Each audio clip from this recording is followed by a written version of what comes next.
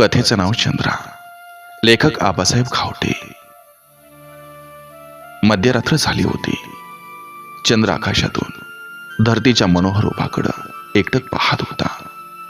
थकलेल्या चांदण्या आपल्या इवल्या इवल्या डोळ्यांची उघडझाप करत होत्या. वेली झाडांच्या अंगावर खांद्यावर लोळत होत्या. घराघरातून मंद दिवस जळत होतं. दिवसभर कष्ट करून थकलेलं जीव निद्राधीन झालं होतं. वाऱ्याची मंद झुळूक झाडांच्या अंगाला झोंबत होती. काळा कुट्ट अंधार धरतीला कवेत घेऊन बसला होता.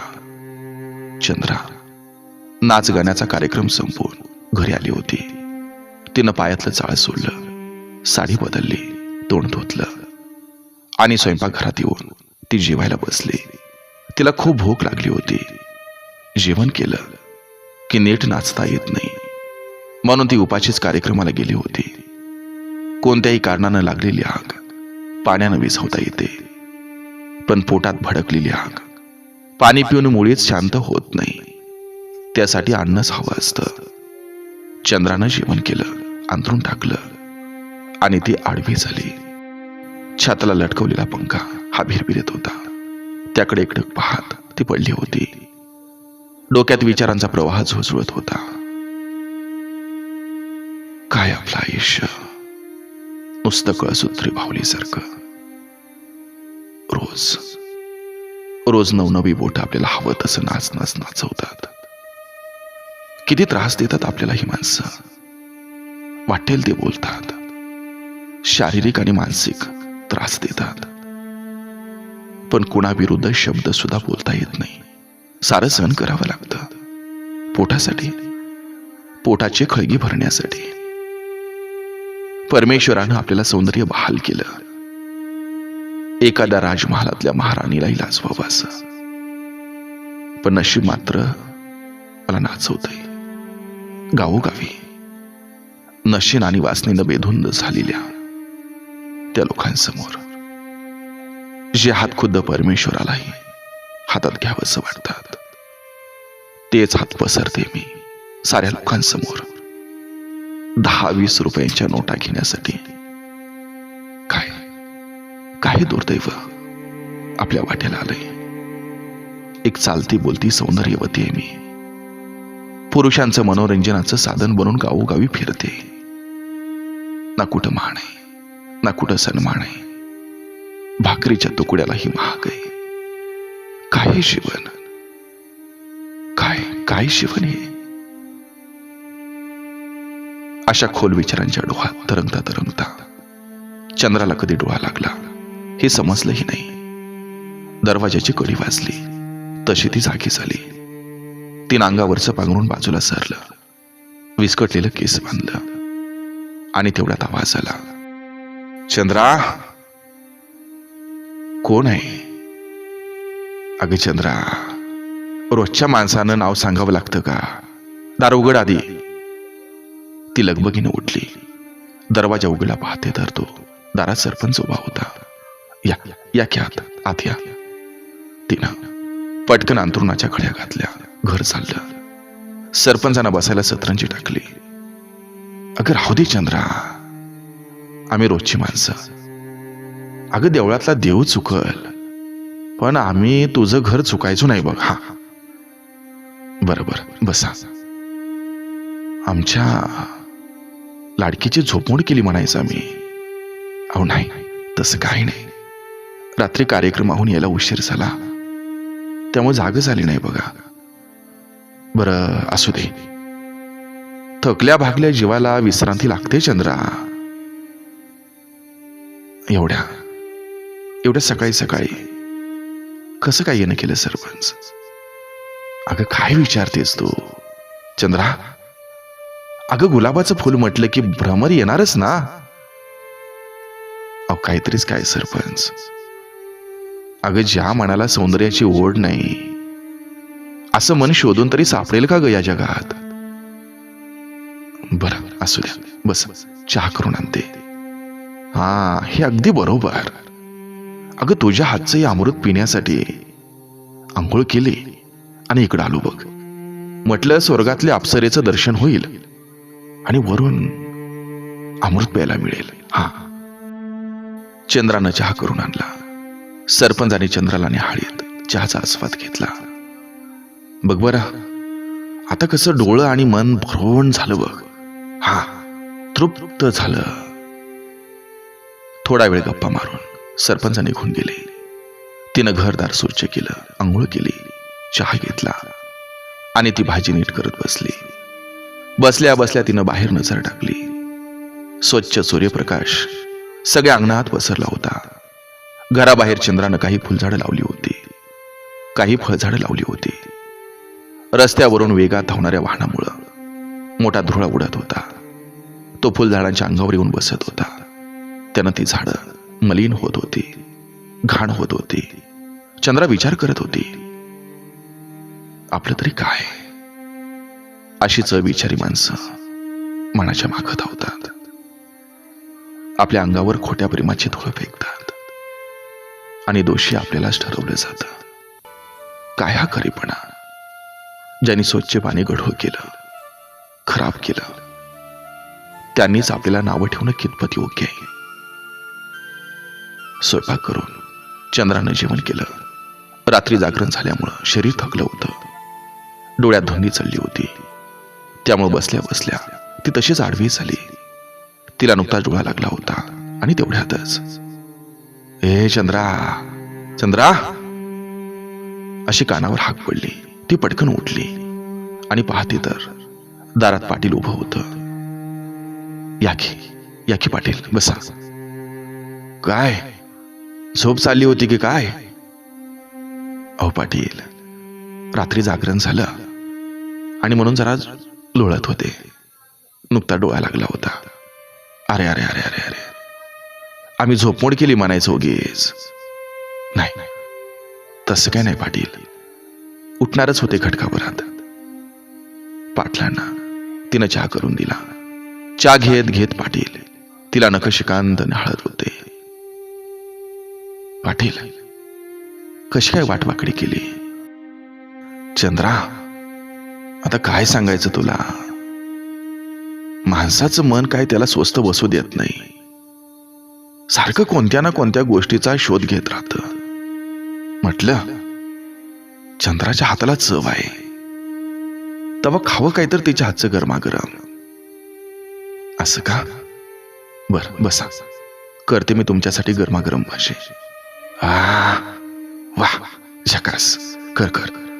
4-8 दिवस तरी जिभेवर चव राहावी बघ. हा, बरं बरं म्हणत चंद्रा स्वयंपाकघरात गेली. गरमागरम खमंग भजी घेऊन आली. पाटलांनी भजी खाल्ले, चहा घेतला. मिशीवर ताव मारत म्हणाले, आत्ता कसं तुला पाहून डोळा आणि भजे खाऊन जीव शांत झाली बघ, एकदम शांत. पाटील निघून गेलं. ती विचार करायला लागली, काही गावची करती माणसं, काय यांचा विचार. धरतीनं आशेनं सूर्याकडे बघावं, चंद्राकडे बघावं आणि त्यांनी मात्र तिला प्रकाश द्यायच्या ऐवजी अमावस्येचा काळा कुट्टा अंधार तिच्या पदरात घालावा. अगदी स्वच्छ निर्मळ पाणी सोबत घेऊन वाहणाऱ्या नदीला एखाद्या गटारीनं येऊन मिळावं आणि तिचं सार अस्तित्व संपून टाकावं, तिला गलिच्छ बनवावं. काय हे दुर्दैव, काय दुर्दैव. रात्र झाली होती. रस्त्याच्या पलीकडे उभ्या असलेल्या पिंपळाच्या फांद्यामधून चंद्र हळूच डोकावत होता. घराघरातल्या चुली विसल्या होत्या. अन्नाचं 4 घास मुला माणसांच्या पोटात गेलं होतं. भांडी कुंडी उरकून अंथरुण पडायला लागली होती. चंद्रानेही जेवण केलं, भांडी घासली आणि अंथरुण टाकायच्या विचारात होती आणि तेवढ्यातच गाडीचा हॉर्न वाजला. तिनं दारातून बाहेर डोकावलं. एका पांढऱ्या गाडीतून 3-4 जण खाली उतरत होते. सगळे खाली उतरले. एक जण पुढे येऊन म्हणाला, चंद्रा, चंद्रा तुम्हीच का? होय होय, मीच आहे, या ना, या आत. ती माणसं आत आली. चंद्रानं सतरंजी टाकली, त्यावरती बसले. चहा पाणी झालं. एक जण म्हणाला, चंद्रा, आमच्या गावच्या यात्रेत तुमचा नाच गाण्याचा कार्यक्रम ठेवलाय. आणि त्यासाठी सुपारी द्यायला आलो इथं. तेवढ्या दुसरा म्हणाला, सांगा तुमची सुपारी किती असते? मी 5,000 रुपये घेते. काय 5,000? अहो जरा जुळायचं बोला की. अहो रात्रभर कार्यक्रम चालणार, आमची काही किंमत करता का नाही तुम्ही? हे बघा बाई, आमचं गाव आहे छोटं आणि त्यात भलती माणसं चिकट आहेत. अहो आम्ही कसं तरी 10-5 लोकांनी वर्गणी जमा केली आणि उगा आहे आम्हाला नाद आणि म्हणून आलूया, नाहीतर कोण या वाटेला जाते या. हे बघा, मी काही जास्त नाहीत सांगितले. अहो काहीतरी कमी करा बाई. एक जण असं बोलला. बरं दे 4,000 रुपये.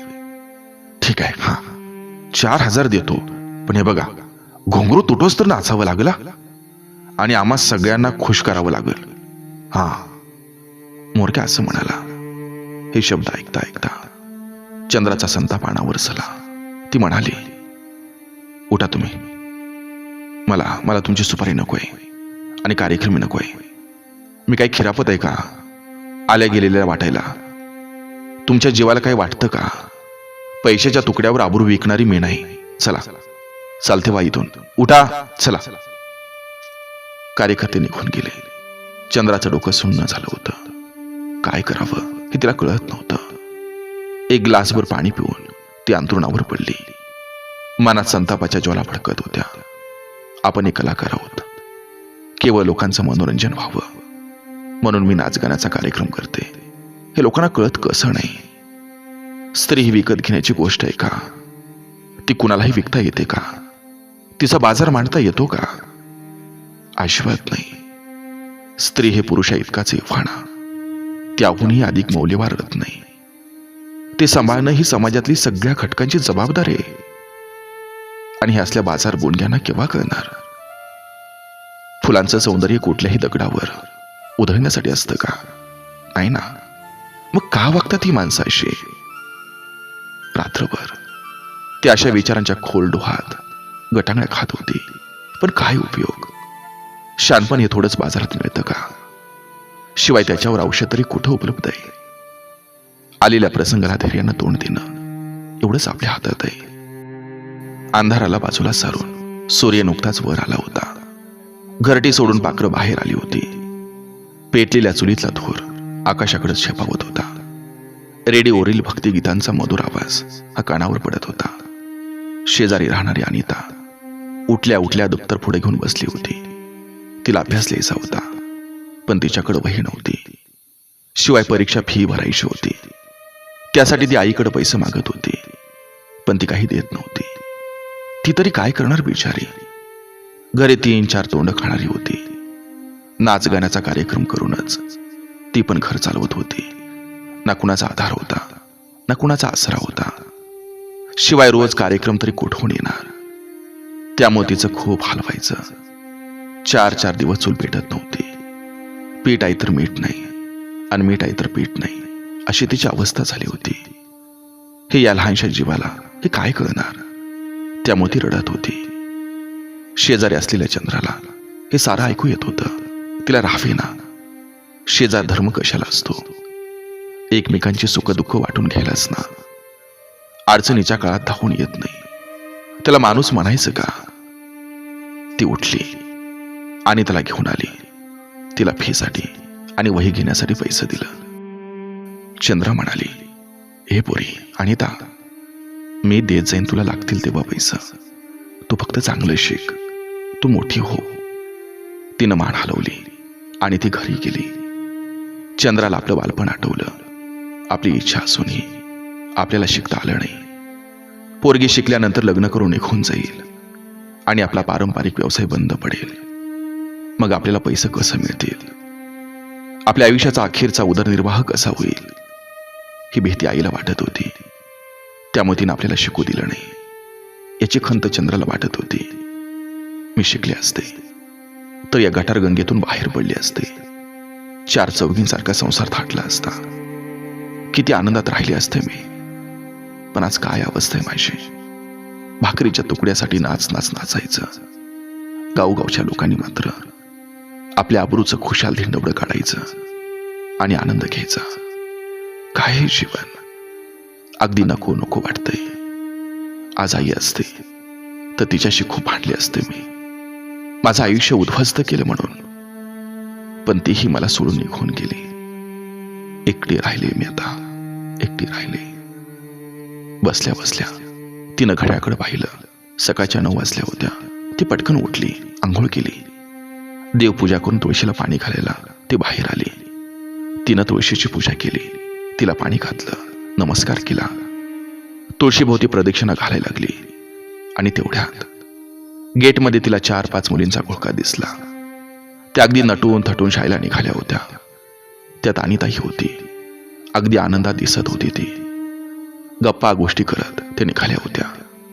चंद्रा त्यांच्याकडे पाहत तशीच उभी राहिली. मुली पुढे सरकल्या तशी ती भानावर आली. आज आपण अनिताला पैसे दिलं, तिला किती आनंद झालाय याचं चंद्राला समाधान वाटलं.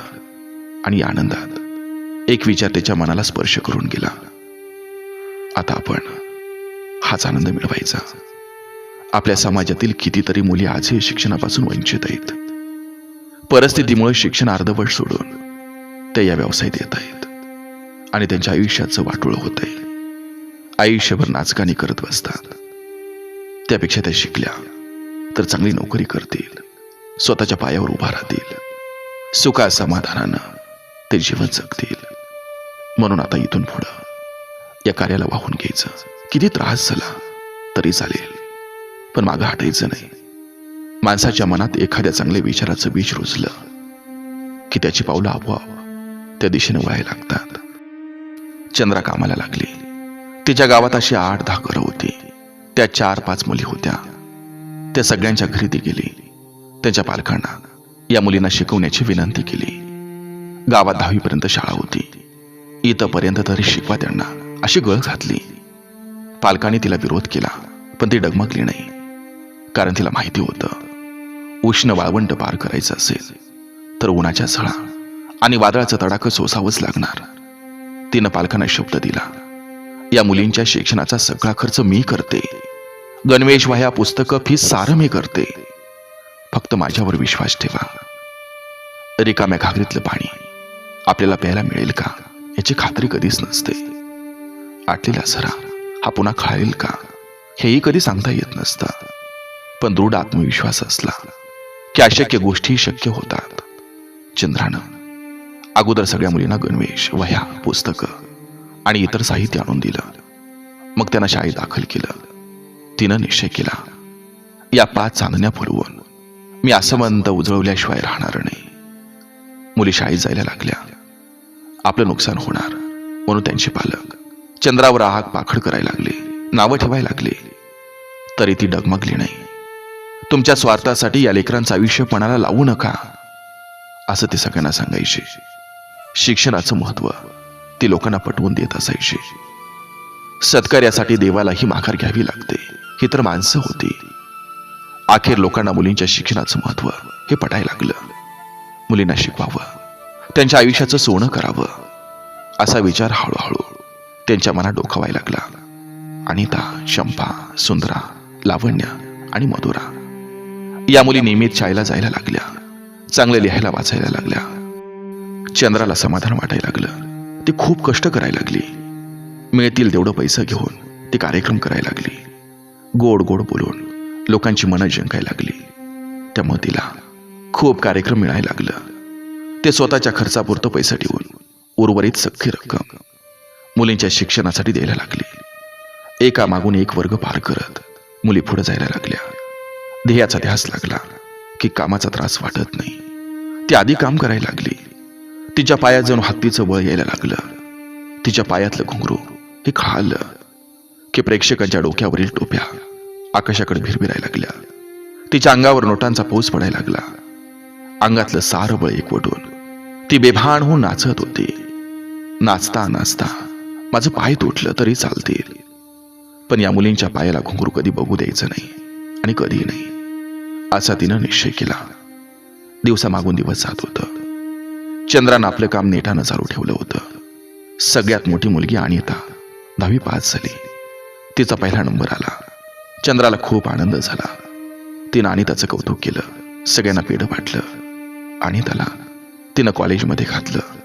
तिथल्या संस्थापकांना विनंती करून तिला वसतिगृहात ठेवलं. तिची सगळी व्यवस्था लावून दिली. अनिताच्या आईचा या गोष्टीला खूप विरोध होता, पण चंद्रानं तिची समजूत काढली. शाळा नुकत्याच सुरू झाल्या होत्या. पावसाला अजून सुरुवात झाली नव्हती. सगळीकडे दुष्काळाचं मोठं सावट होतं. त्यामुळे गावोगावी जत्रा झाल्या नव्हत्या. मग चंद्राला तरी कुठून कार्यक्रम मिळणार? मुलीच्या शालेय खर्चासाठी पैसा हवं होतं, आणायचं कुठून? चंद्रापुढे मोठा प्रश्न उभा राहिला. तेव्हा तिनं आपल्या जवळ ठेवलेलं सोनं मोडलं आणि मुलींचा खर्च भागवला.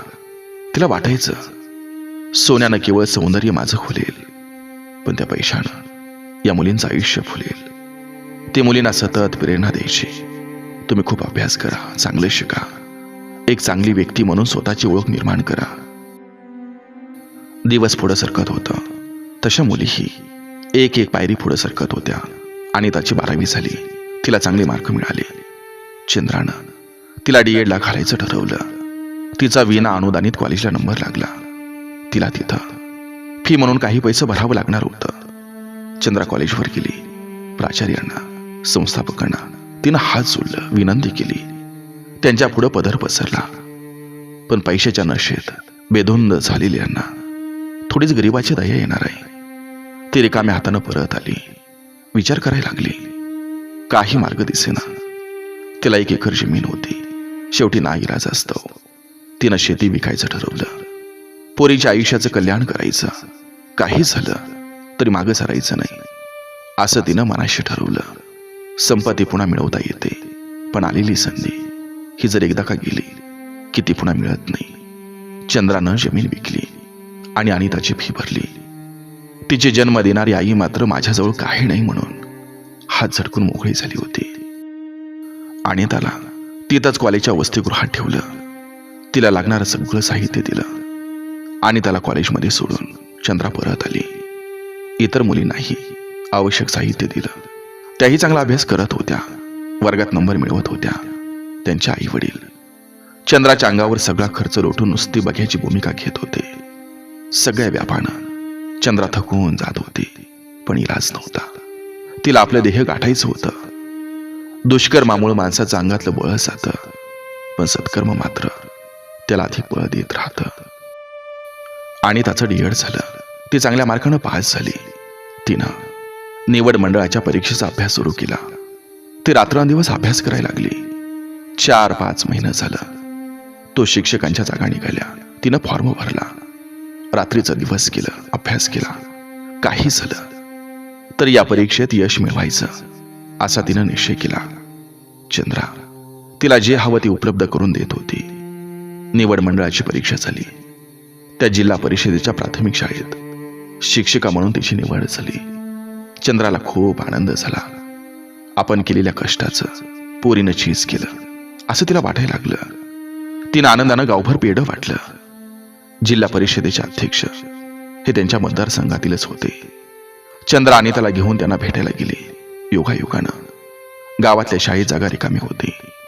चंद्राची विनंती मान्य करून अध्यक्षांनी अनिताला गावातच नियुक्ती द्यायला शिक्षण अधिकाऱ्यांना सांगितलं.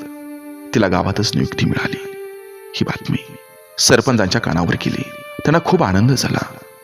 गावकऱ्यांनाही खूप आनंद झाला.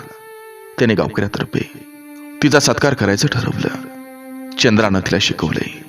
शिवाय आणखीही 4 मुली तिनं दत्तक घेतल्या असून त्यांच्या शिक्षणाची जबाबदारी सुद्धा ही चंद्रा सांभाळते, हेही त्यांना समजलं.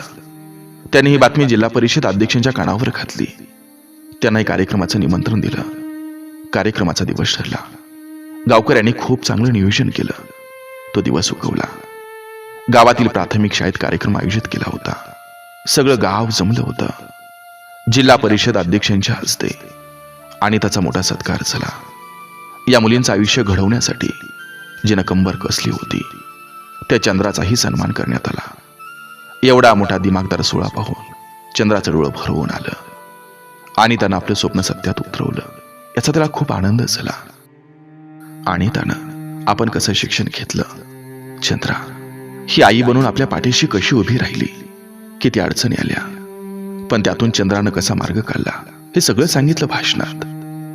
जिल्हा परिषद अध्यक्षांनीही आणि त्याचं आणि तिला उभ्या करणाऱ्या चंद्राचं तोंड भरवून कौतुक केलं. शेवटी सरपंच बोलायला उभे राहिले. ते म्हणाले, मंडळीनो, आमच्या गावातील मुलींसाठी चंद्रा सावित्रीबाईचं रूप घेऊन उभी राहिली.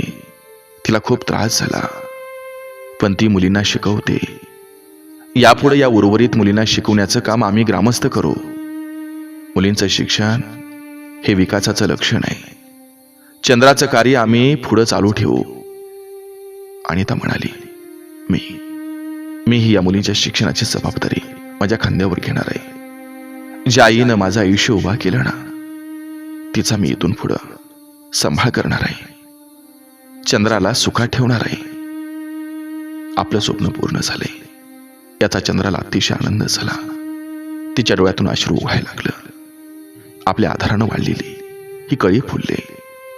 आता उर्वरित कळ्याही फुलवायच्या आहेत, अशाच फुलवायच्या आहेत आणि फुलणार आहेत. या कळ्या आपल्यालाच नाही तर साऱ्या जगाला सुगंध दिल्याशिवाय राहणार नाहीत. जगाला सुगंध दिल्याशिवाय राहणार नाहीत.